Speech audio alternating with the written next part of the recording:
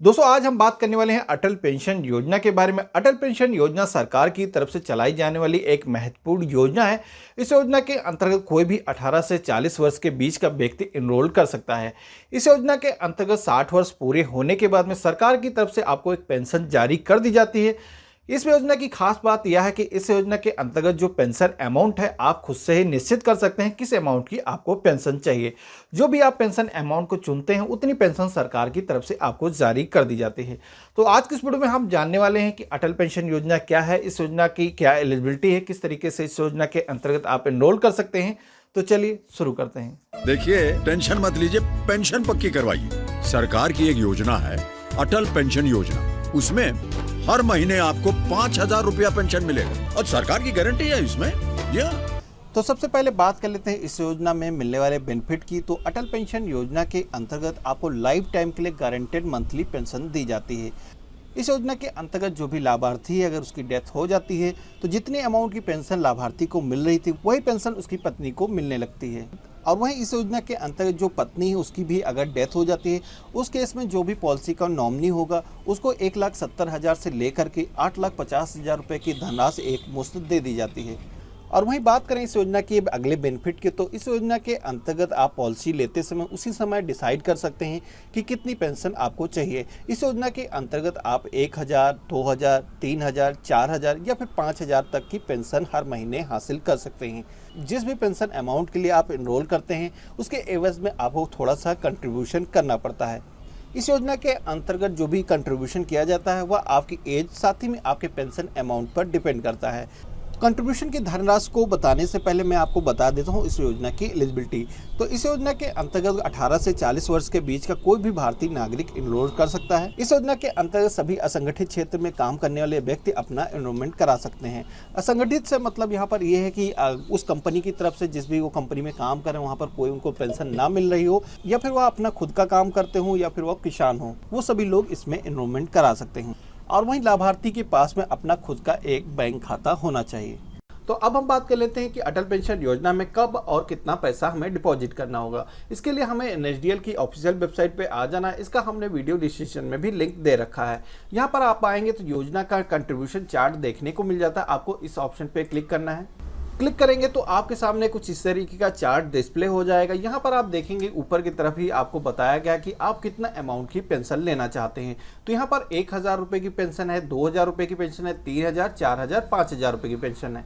और वहीं पर नीचे की तरफ आपको देखने को यह भी मिल जाता है कि इस पेंशन योजना के अंतर्गत नॉमिनी को कितना पैसा दिया जाता है। तो यहाँ पर आप देखेंगे नॉमिनी को अगर आप 1,000 रुपये की पेंशन लेते हैं तो 1,70,000 रुपये नॉमिनी को दिए जाते हैं। और वहीं पर अगर आप 5,000 रुपये महीने की पेंशन ले लेते हैं तो 8.5 लाख रुपये नॉमिनी को दिए जाते हैं। तो यहाँ पर नीचे की तरफ बढ़ेंगे तो अब आपको यहाँ पर देखने को मिल जाता है कि जो भी पेंशन आप लेना चाहते हैं उस पेंशन अमाउंट के हिसाब से आपको कितना पैसा डिपॉजिट करना होगा। तो यहाँ पर आपको एज के हिसाब से आपको चार्ट दिया गया है। तो जो भी आपकी एज है फर्स्ट रो में आपको यहाँ पर सेलेक्ट कर लेना है। तो यहाँ पर 25 ईयर्स में अगर आप इस योजना में इंटर करते हैं तो आपको मंथली जो कंट्रीब्यूशन करना होगा 76 रुपये कंट्रीब्यूशन करना होगा। और वहीं अगर आप क्वार्टरली करते हैं तो 226 रुपये करना होगा। और वहीं पर अगर आप हाफ ईयरली पेमेंट करते हैं तो 449 रुपये आपको पेमेंट करने होंगे। और 1,000 रुपये की पेंशन लेना चाहते हैं तो आपको 76 रुपये महीना के जमा करने होते हैं। और वहीं अगर आप इसी पेंशन को डबल करते हैं यानी कि 2,000 रुपये की पेंशन करते हैं तो आपको 151 रुपये हर महीने जमा करने होते हैं। और वहीं 3,000 रुपये की पेंशन के लिए आपको 226 रुपये जमा करने होंगे।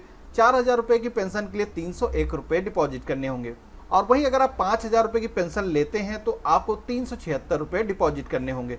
यह जो पैसा है कितने सालों के लिए डिपॉजिट करना है आप यहाँ पर उसके बारे में भी डिटेल देख पा रहे हैं। यहाँ पर अगर आप 25 साल में एंटर होते हैं तो आपको 35 सालों तक यह पैसा जमा करना होगा। इसके अलावा मैंने एक कैलकुलेटर भी दे रखा है। कैलकुलेटर के ऑप्शन पे क्लिक करेंगे तो आपके सामने नेशनल पेंशन प्रणाली का एक कैलकुलेटर डिस्प्ले हो जाता है जिसमें आपको कुछ सिलेक्शन करने हैं। उसके बाद में जो भी आपका पैसा एग्जैक्ट जमा होगा और कितना पैसा आपको पेंशन के रूप में दिया जाएगा उसके बारे में डिटेल में आप यहाँ पर देख सकते हैं। तो यहाँ पर आपको इस कैलकुलेटर में ड्रैग करके अपनी एज को सेलेक्ट कर लेना है। तो मैंने यहाँ पर 21 ईयर्स को सेलेक्ट कर दिया है।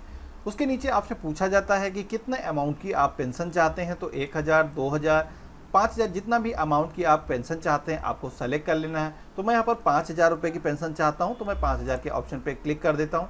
इतना सेलेक्ट करने के बाद में आप यहाँ पर देखेंगे कि आपको कितने सालों तक पैसा डिपॉजिट करना है। तो यहाँ पर देखेंगे कि आपको 39 ईयर्स तक इस पैसे को डिपॉजिट करना है। और उसी के नीचे आपको इंटरेस्ट रेट सेलेक्ट करने का भी ऑप्शन आता है। तो यहाँ पर आप चाहें तो इसको ड्रैग करके चेंज कर सकते हैं, अदरवाइज आपको ऐसे ही रहने देना। यहाँ पर आप देखेंगे कि आपका जो अमाउंट है, कितना आपको अमाउंट मंथली डिपॉजिट करना है, कितना आपको हाफ ईयरली जमा करना है, और उसी के नीचे आप यहाँ पर देखेंगे कि आपका टोटल पैसा कितना डिपॉजिट होगा। तो यहाँ पर आप देखेंगे 1,25,892 रुपये आपको जमा करना है, और वहीं पर आप देखेंगे टोटल कॉर्पस अमाउंट कितना आपका क्रिएट होगा। तो आप यहाँ पर देखेंगे 8,64,419 रुपये टोटल तैयार हुआ। यहाँ पर जो कॉर्पस अमाउंट है या नॉमिनी को दिया जाता है, साथ ही में जो पेंशनर है उसको 5,040 रुपये का अमाउंट उसको लाइफ टाइम के लिए दिया जाएगा। तो अब हम बात कर लेते हैं, अगर आप इस पेंशन योजना को लेना चाहते हैं तो किस तरीके से आप इसको अवेल कर सकते हैं। तो पेंशन योजना को लेने के लिए आप चाहें तो आप ऑफलाइन में जिस भी बैंक में आपका बैंक अकाउंट है, चाहे वो पंजाब नेशनल हो, ICICI बैंक हो, या फिर HDFC बैंक हो, या फिर स्टेट बैंक हो, जा करके वहां पर आपको सिंपल 1 पेज का फॉर्म फिल करना है। फॉर्म अगर आपको चाहिए तो मैंने वीडियो डिस्क्रिप्शन में दे रखा, आप इस फॉर्म को डाउनलोड कर सकते हैं। इस फॉर्म को फिल करने के बाद में आपको अपनी बैंक पासबुक और अपने आधार कार्ड की प्रतिलिपि को इसमें अटैच कर देना है और अपनी बैंक में आपको सबमिट कर देना है। इसके अलावा अगर आप ऑनलाइन ही इस पेंशन योजना को लेना चाहते हैं तो आप ऑनलाइन भी कर सकते हैं। जितने भी बैंक है आमतौर पर सभी ऑनलाइन भी फैसिलिटी देते हैं, जिस पर आप ऑनलाइन खुद से ही अप्लाई कर सकते हैं। ऑनलाइन किस तरीके से पेंशन योजना में रजिस्ट्रेशन किया जाता है, इसके लिए आपको यहाँ पर मैं छोटा सा डेमो दे देता हूँ। आपको अपनी बैंक की वेबसाइट पे आ जाना है। इसके बाद में आपको यहाँ पर लॉगिन के ऑप्शन पे क्लिक करना है, और यहाँ पर आपको अपना यूजर नेम, यहाँ पर पासवर्ड और यहाँ पर जो कैप्चर कोड दिखाई दे रहा है इसको फिल कर देना है। इसके बाद में आपको यहाँ पर लॉगिन के ऑप्शन पे क्लिक करना है। लॉगिन होने के बाद में आपको यहाँ पर ई सर्विस के ऑप्शन में आ जाना है। यहाँ पर आपको मोर के ऑप्शन पे क्लिक कर देना है। मोर के ऑप्शन पे क्लिक करेंगे, इसके बाद में आपके सामने पेज कुछ इस तरीके का डिस्प्ले आएगा। यहाँ पर आपको सोशल सिक्योरिटी स्कीम का ऑप्शन मिल जाता है, इस पर आपको क्लिक कर देना है, और इसके बाद में आपको यहाँ पर सेलेक्ट स्कीम के ऑप्शन में आ जाना है। यहाँ पर आपको अटल पेंशन योजना सेलेक्ट कर देना है, और यहाँ पर आपको अपना अकाउंट नंबर सेलेक्ट कर देना है। इसके बाद में आपको सबमिट के ऑप्शन पे क्लिक कर देना है। उसके बाद में आपका CIF नंबर सेलेक्ट करने का ऑप्शन आएगा। आपको यहाँ पर अपना CIF नंबर सेलेक्ट कर लेना है, और यहाँ पर आपको सबमिट के ऑप्शन पे क्लिक कर देना है। सबमिट के ऑप्शन पे क्लिक करेंगे, अटल पेंशन योजना का ऑनलाइन जो फॉर्म है आपके सामने डिस्प्ले आ जाता है। यहाँ पर आप देखेंगे 90% आपकी सभी इंफॉर्मेशन पहले से फिल है। आपको यहाँ पर जो चीज़ें फिल नहीं है उसमें आपको इंफॉर्मेशन को फिल करना है। यहाँ पर आपको प्लेस ऑफ एप्लीकेशन के ऑप्शन में अपने सिटी के नेम को टाइप कर देना है, और इसके बाद में आपसे यहाँ पर एक क्वेश्चन पूछा जा रहा है कि इस योजना के अलावा किसी अदर पेंशन योजना का लाभ तो नहीं पाते हैं। अगर आप पाते हैं तो यहाँ यस सेलेक्ट करना है, और अदरवाइज आपको यहाँ पर नो ही सेलेक्ट कर देना है। और उसके बाद में यहाँ पर अपना आधार नंबर फिल कर देना है। यहाँ पर अगर आप टैक्स पेयर हैं तो आपको सेलेक्ट करना है। इसके बाद में आपको यहाँ पर जेंडर सेलेक्ट कर देना है, और यहाँ पर अगर आप मैरिड हैं या अनमैरिड हैं आपको इस ऑप्शन में सेलेक्ट कर देना है। और उसके बाद नीचे की तरफ आएंगे तो यहाँ पर नॉमिनी की डिटेल को फिल करने का ऑप्शन आ जाता है। तो यहाँ पर नॉमिनी से क्या रिलेशन है, इस ऑप्शन के माध्यम से आपको सेलेक्ट कर लेना है। अगर आपकी वाइफ है तो यहाँ पर आपको स्पाउस को ऑप्शन को सेलेक्ट कर लेना है।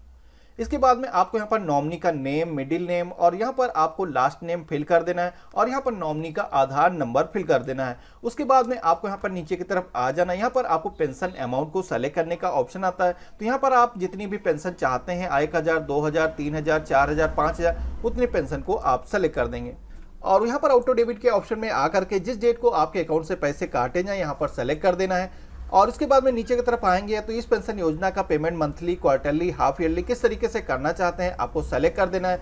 एसएमएस अलर्ट लेना चाहते हैं, नहीं लेना चाहते हैं, आपको यहाँ पर एक्सेप्ट कर लेना है। इसके बाद में आपको सबमिट के ऑप्शन पे क्लिक कर देना है।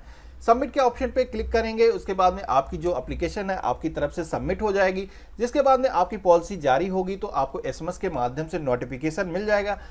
तो आशा करता हूँ आज वीडियो आपको काफ़ी पसंद आया होगा। इस वीडियो को लाइक करिएगा, चैनल पर नए हैं तो चैनल को भी सब्सक्राइब करिएगा, इस वीडियो को अपने फ्रेंड्स और फैमिली में शेयर करिएगा। मिलते हैं अपने नए किस वीडियो में, तब तक के लिए बाय बाय, जय हिंद।